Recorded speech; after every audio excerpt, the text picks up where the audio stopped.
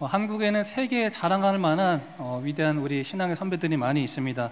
특별히 그 중에 자기의 두 아들을 죽인 그 원수를 양아들을 삼고 또 옥중에서 순교하신 우리 손양원 목사님이 계십니다. 이 손양원 목사님의 일대기를 살펴보면은 그 목사님 자체로도 너무나도 훌륭한 삶을 사셨지만 손양원 목사님의 그 사모님 역시 손양원 목사님 못지않게 훌륭한 분이셨던 것 같습니다. 일제강점기 때 신사참배를 끝까지 거부하셨죠. 이 손양원 목사님께서. 그래서 신사참배를 끝까지 거부해서 감옥에 들어가게 됩니다. 자그마치 1년 7개월을 복역을 하게 됩니다. 이제 모든 투옥을 마치고 출소를 하는 줄 알았습니다. 그런데 일본군 측에서 이 손양원 목사님은 자신들이 아무리 살펴봐도 개종의 의지가 없다고 판단을 했습니다. 그래서 추록시키지 않고 다시금 서울로 이송을 합니다. 그리고 종신형을 선고합니다. 이때는 두 아들이 살아있을 그 당시입니다. 딸까지 포함해서 세 자녀와 함께 아내가 집에서 기다리고 있습니다. 그런데 한 번만 그 신사참배를 하면은 자녀와 아내가 있는 집으로 돌아갈 수 있는 상황인데 끝까지 거부를 합니다. 감옥에 억울하게 갇혀 있고 거기다가 종신형을 선고를 받았습니다. 이유가 무엇입니까? 신사참배를 거부했다는 이유로 종신형을 선고를 받았습니다. 이때 사모님께서 목사님을 위해서 기도했습니다. 만약에 우리가 이 사모님의 상황이라면 어떻게 기도했을까요? 하나님 빨리 나오게 해주세요. 좀 건강해 나오게 해주세요. 사모님의 기도는 그런 기도가 아니었습니다. 남편의 건강을 위한 기도도 아니었고 손양원 목사님의 출소를 위한 기도도 아니었습니다. 사모님의 기도는 자신의 남편인 목사님이 끝까지 믿음을 지키게 해달라고, 배신하지 않게 해달라고, 절대로 굴복하여서 출소하지 않게 해달라고, 그것이 사모님의 기도였습니다. 그런 간절한 기도를 하고서 손양원 목사님이 1년 7개월 복역을 마친 뒤에 서울로 이송을 될 때 잠시 시간이 있어서 이 사모님과 목사님이 면회를 할 찰나의 시간이 주어지게 되었습니다. 1, 2분도 안 되는 찰나의 시간인데 그때 했던 이야기가 있습니다.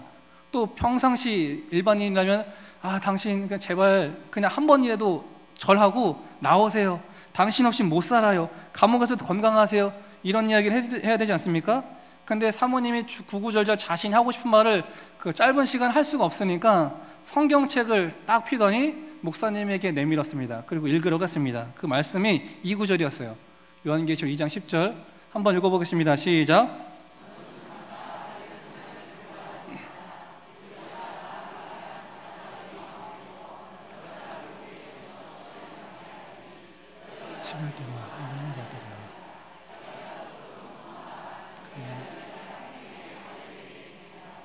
아멘. 이 말씀을 피셔서 손양원 목사님에게 읽으라고 내어드린 겁니다. 무슨 말이요? 죽도록 충성하라, 끝까지 버티라고 이 성경 한 구절을 통해서 자신의 말씀을 전달하신 것입니다. 저는 이 손양원 목사님 일대기를 읽고 한동안 이 말씀을 붙들고 살았습니다. 손양원 목사님도 너무나 훌륭하신 분이시지만 사모님은 어떻게 보면 더 훌륭한 분이시구나, 이런 아내 사모님의 기도가 있었기 때문에 우리 한국교회에 손양원 목사님이라는 순교의 피가 나왔구나라는 그런 생각이 들었습니다. 오늘날 우리에게는 이와 같이 예수님 믿는 것 때문에 감옥에 갇힐 일은 더 이상 없습니다. 그러나 예수 믿는 것과는 또 별개로 우리 삶에서 경험되어지는 수많은 고난들이 있습니다. 이 자리에 앉아있는 여러분들도 많은 문제가 있으실 거예요. 자녀 문제, 또 부모님 문제, 물질의 문제와 건강 문제, 또 수많은 문제들 때문에 인생이 힘들다고 여기시는 분들이 계실 겁니다. 오늘은 그 모든 것을 돌파해낼 그 기도에 대한 말씀을 함께 나누고자 합니다. 오늘 우리가 읽은 말씀은 겟세마네 동산에서 예수님께서 기도하신 본문이 나오는 장면입니다. 이제 다음 날이면 예수님께서 십자가를 지셔야 하는 상황입니다. 죽음을 앞두고 있습니다. 이때 베드로는 무엇을 준비했습니까? 칼을 준비했어요. 검을 준비해서 예수님께서 다가오는 사람이 있으면 내가 다 맞겠습니다. 다른 사람이 다 줄을 버릴지라도 나는 결코 버리지 않겠습니다라고 큰 소리 뻥뻥 치면서 칼을 몰래 준비했습니다. 또 나중에 말구의 귀를 자르면서 거침없는 모습을 보여주었죠. 그런데 예수님께서는 그러한 베드로를 향해서 검을 거두어라 명하십니다. 왜 거두라 명하셨습니까? 실제로 예수님께서는 당장 12군단도 더 되는 천사를 동원하여서 그 무력에 반하여서 그 상황을 벗어날 수 있는 힘과 권능을 지니신 분이십니다. 그런데 그러한 무력과 힘을 가진 방법으로는 그 십자가를 지나갈 수가 없다는 것입니다. 예수님 몸소 겟세마네 동산에서 자신이 기도하심으로 십자가를 준비하셨습니다. 오직 기도만이 승리를 가져오고 기도만이 핍박을 이기고 기도만이 위기를 극복할 힘이 있다는 것입니다. 기도만이 우리를 보호해주고 우리의 앞날을 온전한 길로 인도할 수 있다는 것입니다. 그래서 우리가 중요한 일을 앞두고서 항상 이와 같은 겟세마네 동산에 그 기도가 있어야 합니다. 우리의 삶 가운데 고난과 위기가 찾아올 때 기도로 나아갈 때만이 승리를 할 수가 있다는 것입니다. 6월절 전날 예수님께서는 제자들 데리고 이 겟세마네 동산을 데리고 가셨습니다. 그곳에 제자들에게 명하여서 또 앉아있으라 하고 수제자라고 불리는 베드로와 야고보, 요한 이 세 명만 데리고 조금 더 올라가셨습니다. 이 말씀 한번 읽어볼까요? 마가복음 14장 33절과 34절입니다. 함께 읽겠습니다. 시작.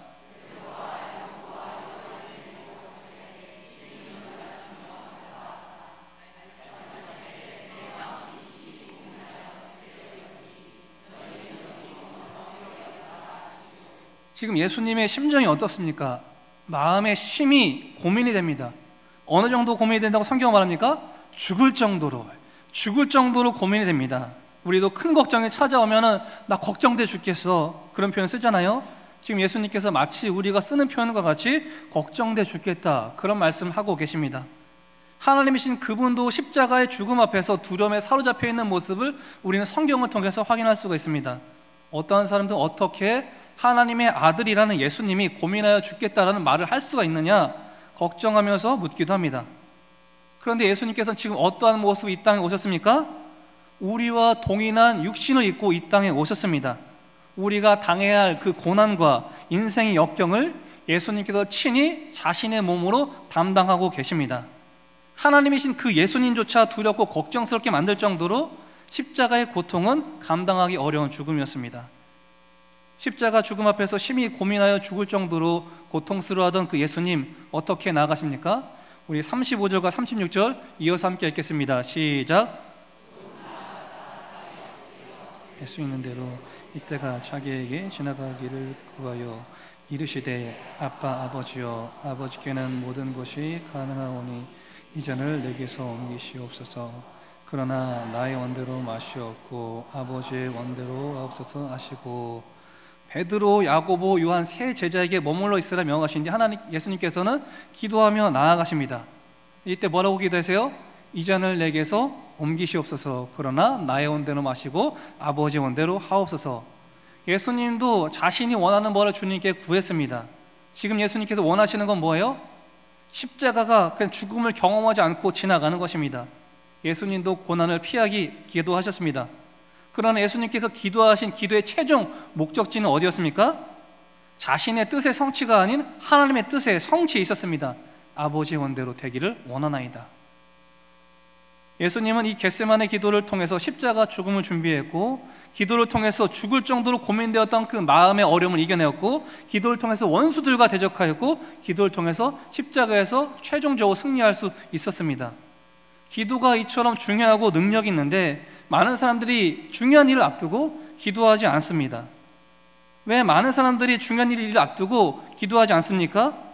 또 오늘 본문 속의 제자들은 깨어있으란 예수님의 그 명령을 들었음에도 불구하고 왜 기도하지 않고 실패를 했을까요? 도대체 이유가 무엇입니까? 그것은 바로 고난이 주는 무게가 커서 그렇습니다. 예수님 지금 겟세마네 동산에 기도하러 올라가실 때 베드로와 야고보, 요한을 데리고 가면서 기도하고 내려오셨습니다.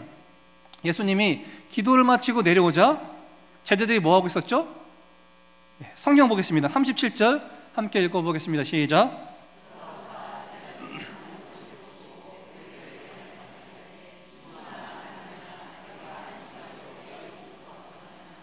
아니, 37절까지 먼저 읽을게요. 아니, 지금 스승님은 땀방울이 핏방울이 될 정도로 열심을 다해서 기도하고 있는데, 온 마음과 열정을 바쳐 기도하고 있는데 내려와 보니까 제자들은 쿨쿨 잠만 자고 있어요. 이 모습을 본 예수님께서 말씀하시는 거예요. 시험에 들지 않게 깨어 있어 기도하라. 마음에는 원이로되 육신이 약하도다 하시고, 얘들아 시험에 들지 않게 깨어서 기도해 명하십니다. 이 말은 또 바꿔봐는 뭐예요? 기도하지 않으면 시험에 든다는 겁니다. 깨어서 기도하는 인생이 되지 않으면 시험에 드는 인생이 될 수밖에 없다는 것입니다. 예수님이 이 말씀을 한 번 더 하시고 한 번 더 올라가서 기도하세요. 세 번째 기도를 하시는 거죠. 기도하고 내려와 봤더니 이번에는 제자들이 깨어서 열심 다해서 기도하고 있었나요? 뭐 하고 있었죠? 아니죠. 이번에도 자고 있었어요. 성경 이렇게 말합니다. 40절 함께 읽어보겠습니다. 40절 시작.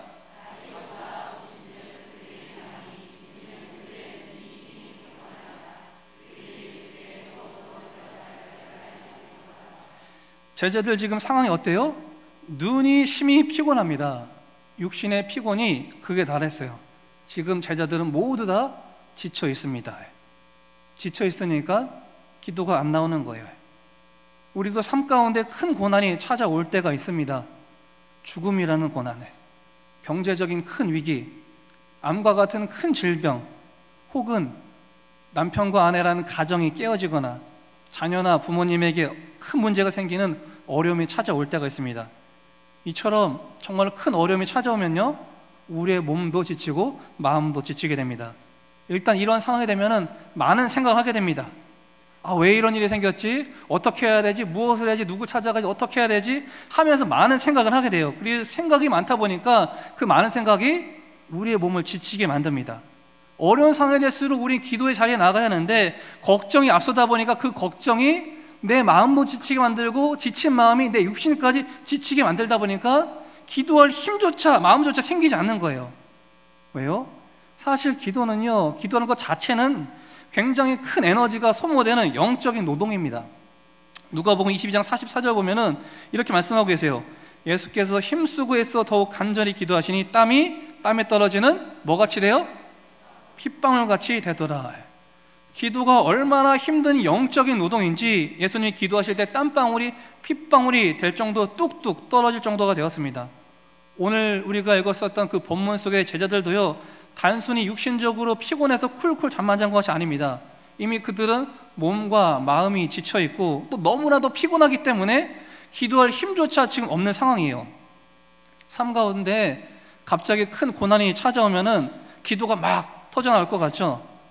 근데 막상 우리가 큰 고난을 당하면 그 자체로 지쳐버려서 기도가 쉽사리 나오지 않습니다. 미리 지치고 엄두가 안 나는 거예요. 생각만으로도 내 마음이 다 지쳐버립니다. 고민이 많으면은 머리가 하얗게 새버리는 거 아시죠? 머리가 새카맣던 사람들도 지독한 고민에 빠져 있으면요, 1년 만에 머리가 하얗게 백발이 될 수도 있습니다. 저도 군대에 있을 때 고민이 많아서 그런지 뒷머리가 하얗게 될 정도 새치가 굉장히 많았습니다. 고민이 많다 보면 이렇게 급격히 육체적으로도 어떤 현상이 드러나요. 지금 십자가를 앞둔 이런 상황 가운데 제자들도 그런 상황 가운데 있는 것입니다. 왜 그래요? 이 겟세마네 동산에 올라가기 전에 예수님께서 제자들에게 이렇게 말씀을 하셨습니다. 마태복음 26장 31절인데요 함께 읽어보겠습니다. 시작.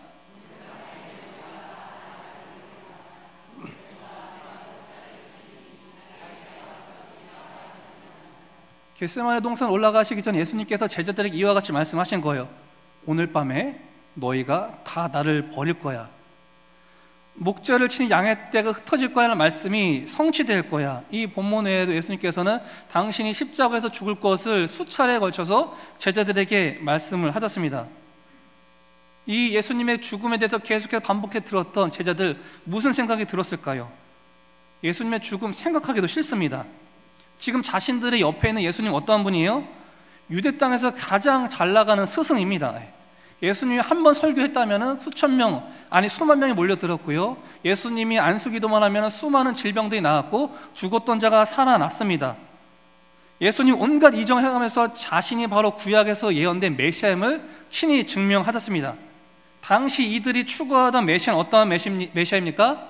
다윗의 뒤를 이어서 엄청난 카리스마를 들고 이 정말로 유대 땅을 다시금 로마로부터 독립을 하고 다윗과 솔로몬이 이루었던 강력한 통일 왕국, 다시금 위대한 이스라엘 성취할 그런 메시아 왕을 기다리고 있습니다. 자, 누가 이런 메시아를 기대하고 있어요?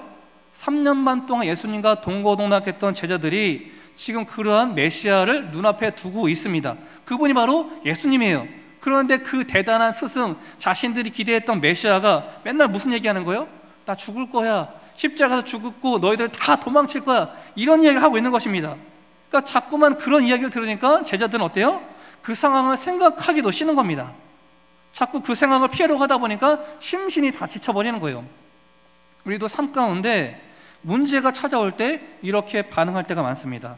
고민이 생기면요, 마음속에 문을 닫아버리는 거예요. 생각의 문을 닫아버리는 거예요. 그리고 기도는 안 합니다. 왜요?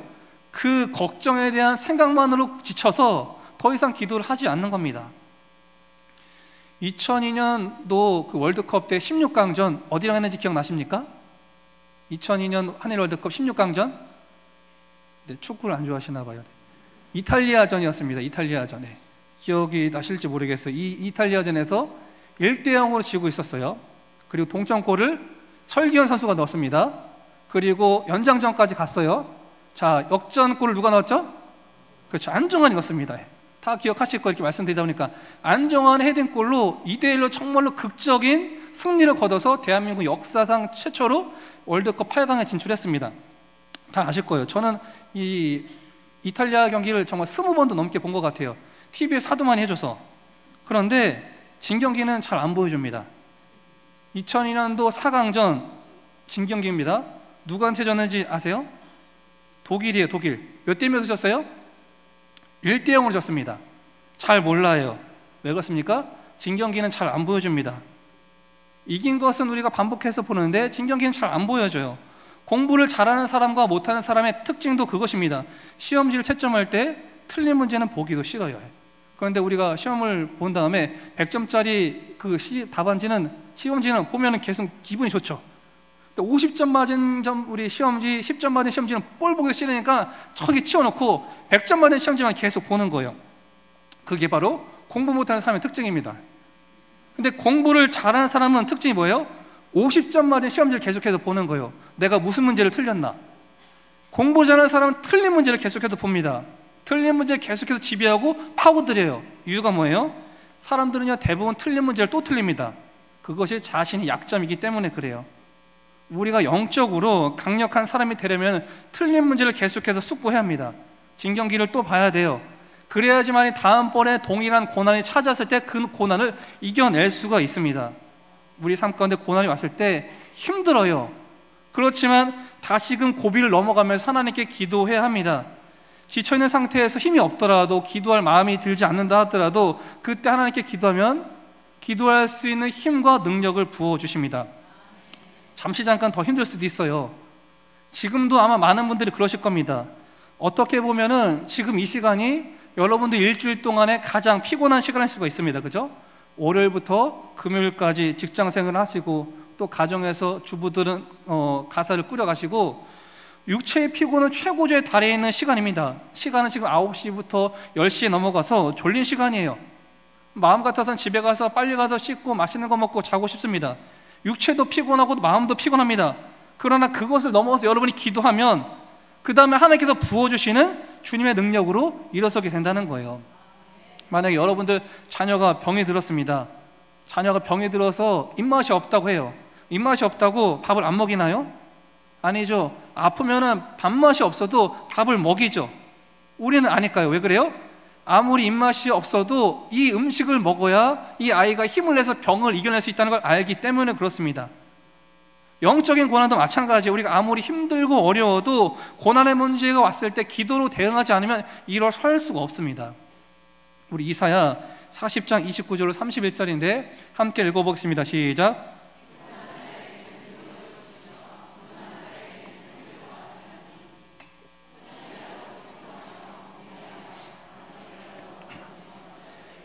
오직 여호와를 앙망하는 자는 새 힘을 얻으리니 독수리가 날개치며 올라감 같을 것이요 다른 박질하여도 곤비하지 아니하겠고 걸어가도 피고하진 아니하니라. 아멘. 이것이 바로 성도의 삶입니다. 여호와를 앙망하는 자는 새 힘을 얻어서 독수리가 날개치며 올라감 같을 것이요 다른 박질하여도 곤비하지 아니하고 걸어가도 피곤하지 아니하리로다. 이것이 바로 기도하는 성도의 삶입니다. 아무리 우리가 피곤하더라도 월요일부터 금요일까지 직장생활과 가사로 피곤하다 하시더라도 여러분께서 이 자리에 하나님의 능력을 믿고 나와서 주님께 앙망하며 기도하면은 독수리가 날개치며 올라가는 새 힘을 얻게 된다는 것입니다. 그게 바로 기도의 능력이에요. 기도에 무장된 백성들이라고 장애가 없습니까? 그렇지 않습니다. 기도하는 백성들에게도 장애는 동일하게 찾아와요. 그러나 기도하는 백성들에게는 장애가 찾아오면요, 오히려 이 백성들로 하여금 더욱더 강해지게 만드는 원동력이 됩니다. 평탄할 때는요, 기도하는 사람이나 기도하지 않는 사람이나 별 차이가 안 됩니다. 별 구분이 없어요. 그런데 언제 알게 되느냐? 우리 앞에 장애물이 찾아오게 되면 그때 기도의 능력이 있는 사람과 없는 사람은 확연하게 차이가 나게 됩니다. 약 8년 전쯤인 것 같아요. 2011년도쯤에 일본에 쓰나미가 와서 큰 피해를 입었습니다. 쓰나미는요, 해안에서 저기 멀리 떨어져 있을 때는 육안으로는 잘 구분이 안 되고 구분이 되지 않는다고 합니다. 쓰나미는요, 쭉 오다가 특징이 있는데 장애를 만나면은 이 파도가 더욱더 강해진다고 합니다. 예를 들어서 오다가 해안가에서 1m의 장애를 만나면은 갑자기 그 쓰나미가 10m짜리 파도가 되고 또 20m짜리 파도가 되고 최고 30m에 달하는 파도가 된다는 겁니다. 그래서 저기 멀리 있을 때는 잘 몰랐는데 눈앞에서 갑자기 어떻게 오는 거예요? 순식간에 20m, 30m짜리 파도가 덮쳐오는 것, 그게 바로 쓰나미가 무서운 겁니다. 장애를 만나면 쓰나미는요, 더 커져버려요. 그것이 바로 쓰나미가 무서운 이유입니다. 성도의 삶도 이게 마찬가지입니다. 저 멀리 파도, 장애가 저기 멀리 있을 때는 별 차이가 없어요. 쓰나미나 일반 파도나 별 차이가 없습니다. 그런데 언제 알아요? 시험을 당해보고 고난을 당해보면은 기도하는 사람과 기도하지 않는 사람과의 차이가 나타납니다. 기도는 우리의 영적 쓰나미입니다. 기도는 장애가 있을 때 장애를 박살내고 넘어가 버려요. 우리는 장애물을 만났을 때 세상적인 방법으로 그것을 이겨낼 것이 아니라 하나님 앞에 나아가서 무릎으로 이겨내야 합니다. 고난이 여러분 그 사람 평가에 왔을 때 피곤하고 힘들다고 넘어져서 엎드려 잠만 잘 것이 아니라, 오늘 본문 속의 제자들 나 피곤해 하면서 쉬고 잠만 잘 것이 아니라 고난이 올 때 더욱더 예수님처럼 기도로 나아가야 한다는 것입니다. 여러분이 기도하면은 그 기도가 영적 쓰나미가 되어서 모든 장애를 뚫고 나갈 것입니다. 어떠한 마귀의 견고한 진이라 할지라도 무너뜨리는 하나님의 능력의 백성이 될 수 있다는 것입니다. 지금도 악한 마귀가 얼마나 많이 여러분 삶 가운데 도전을 가하고 있습니까? 여러분 삶 가운데 많은 것들 지금도 무너뜨리려고 시도하고 있잖아요. 여러분의 건강과 여러분의 그 물질과 여러분의 가정의 평안을 무너뜨리기 위해서 시도 때도 없이 도전을 하잖아요. 기도에는 이것을 이길 방법이 없습니다. 기도로 영적인 쓰나미를 경험해야 합니다. 고난이 주는 무게로 인해서 마음과 육신이 눌리지 말고 기도로 고난을 돌파해 가시는 영적 쓰나미가 되시기 바랍니다. 많은 사람들이 중요한 일을 앞두고 기도하지 않는 이유가 있습니다. 기도 훈련이 안 돼 있어서 그래요. 평상시에 기도 훈련이 안 돼 있으니까 진짜로 필요할 때 기도가 안 나오는 겁니다. 그렇게 말하는 사람들이 있죠. 기도 좀 하라 그러면은 죽기 직전에 기도할게. 그때 기도하면 되지 뭐. 예수 믿으라 하면 죽기 직전에 예수 믿을게. 그때 예수 믿고 구원받으면 되지 뭐. 지금 기도하지 않는 사람은요, 죽기 직전에 기도하지 못합니다. 지금 내가 예수 그리스도의 이름으로 내 신앙과 믿음을 고백하지 못하는 사람은 죽기 직전에 절대 고백하지 못합니다. 한번 생각을 해보세요. 내가 제정신일 때도 온전한 신앙 고백을 못하는 사람이 정신이 혼미할 때 어떻게 온전한 믿음을 고백할 수가 있겠습니까? 말도 안 되는 소리인데 많은 사람들이 그렇게 할 수 있다고 믿어요. 대단한 믿음이죠. 제가 예전에 군인교회에서 사역을 했습니다. 군대에는 그런 말이 있습니다. 훈련 때 흘린 땀 한 방울이 전쟁 때에 피 한 방울을 막아준다. 훈련은 뭐예요? 생각으로 하는 것이 아니라 자동적으로 되는 것이죠. 훈련을 통해서 정말로 전쟁 때 흘려야 할 피 한 방울을 막아준다는 것입니다. 이게 언제 가는 거예요? 일상시 평소 훈련 때 잘 다듬어져야지만 가능한 것입니다. 탁구 선수가 탁구를 칠 때 생각하면서 치면은 못 넘깁니다. 공이 이쪽으로 오니까 이번엔 드라이브를 걸고, 공이 이쪽으로 오니까 이번에는 백으로 걸고 스매시를 치고, 이렇게 공이 날아올 때마다 생각해서 친다면은 하나도 제대로 받아 넣을 수가 없을 거예요. 다 어떻게 하는 거예요? 반사적으로 치는 거죠. 공이 날라오면 생각하기 전에 먼저 팔이 나가는 겁니다. 드라이브 걸고 스매시 치고 스매시로 받아 넘기고 몸이 먼저 반응하는 겁니다. 탁구 선수들은 공이 올 때 생각하고 치는 것이 아닙니다. 이게 어떻게 가능한 거예요? 훈련을 통해서. 평상시에 훈련이 되어 있으니까 실전에서 생각하지 않고 몸이 먼저 반응해 나가는 것입니다. 우리는요, 좋은 것들을 계속해서 습관화해야 합니다. 예수님은 기도의 습관이 되신 분이었어요. 누가복음 우리 22장 39절 함께 읽어보겠습니다. 시작.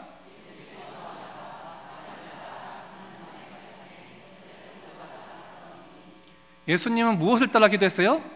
습관을 따라 산에 가서 기도했습니다. 예수님 취미가 영혼군, 습관이 산에서 기도하는 거. 예수님은 기도가 습관이었습니다. 습관이 무엇입니까? 내가 특별한 노력이나 힘을 들이지 않아도 자연스럽게 몸에 배어 있어서 쉽게 할 수 있는 것들이 습관이에요. 아침에 일찍 깨는 게 좋습니까? 습관을 만드는 거예요. 원망하는 것보다 감사가 좋습니까? 작은 것보다 감사하는 것을 습관을 만드는 것입니다. 메모하는 것이 좋습니까? 메모하는 것을 습관으로 만드는 거예요. 좋은 것은 다 습관으로 만드는 것은 우리 어린 자녀들이 어릴 때부터 해야 할 일들입니다. 그런데 어릴 때부터 좋은 것들이 습관이 안 됐으니까 별것도 아닌 문제로 나중에 40대, 50대 가서 고생하는 거예요. 담배 끊으려고 고생하고 술 끊으려고 고생하고 아침에 일어나는 것도 힘들어하고 계속해서 어려운 인생을 사는 겁니다. 이유가 뭐예요? 좋은 것이 몸에 습관이 된 것이 아니라 나쁜 것이 몸에 습관이 된 거예요. 좋은 것을 습관화시켜야 합니다. 기도도 마찬가지입니다. 기도도 그냥 내가 무작정 내킬 때 기도하면 안 됩니다. 기도 시간을 정해놔야 돼요. 붙잡혀가던 예수님을 모른다고 부인하고 저주까지 했던 그 베드로 성령을 받고선 변화된 모습이 사도행전에 나타나죠. 한번 보겠습니다. 사도행전 3장 1절 함께 읽어보겠습니다. 시작.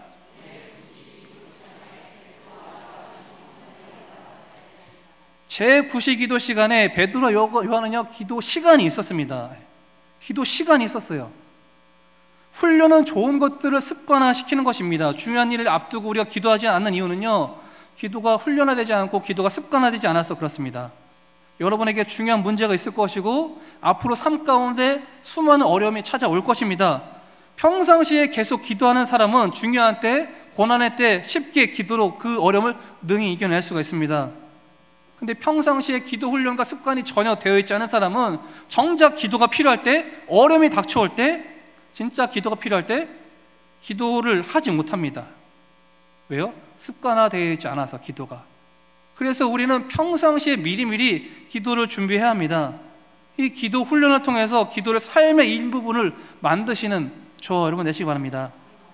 마지막으로 우리가 중요한 일을 앞두고 기도하지 않는 이유가 있습니다. 그 공동체의 기도에 불씨가 되는 한 사람이 없어서 그렇습니다. 오늘 본문을 보면요, 예수님이 겟세마네 동산에 기도하러 올라가실 때 3명의 제자를 데리고 가셨습니다. 그런데 베드로와 야고보, 요한 이 3명 전부 다 자고 있었어요. 이유가 뭡니까? 한 사람이라도 깨어서 기도하는 사람이 없었기 때문에 그렇습니다.